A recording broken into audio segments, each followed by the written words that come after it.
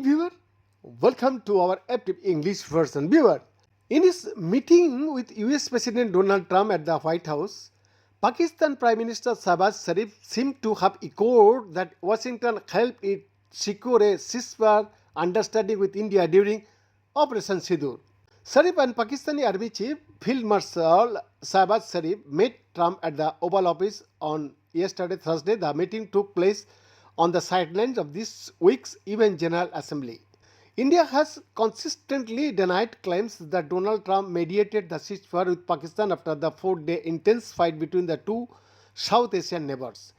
The tip had occurred in the aftermath of the Indian Armed Forces Operation Sindoor on terror infrastructure in response to the April 22 Pahalgam attack that killed 26 people.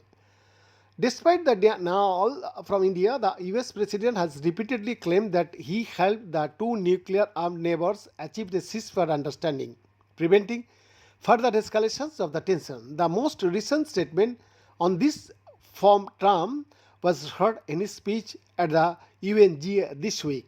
The readout from the Pakistan PMO read Prime Minister Mohammad Shehbaz Sharif called on President Donald J. Trump at the White House this afternoon. He was accompanied by Field Marshal Syed Asim Munir and AJ Chief of the Army Staff.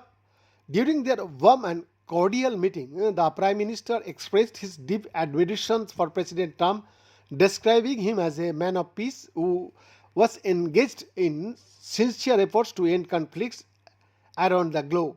He appreciated President Trump's bold, courageous and decisive leadership that had facilitated the ceasefire between Pakistan and India, thereby helping to avert a major catastrophe in South Asia, it added.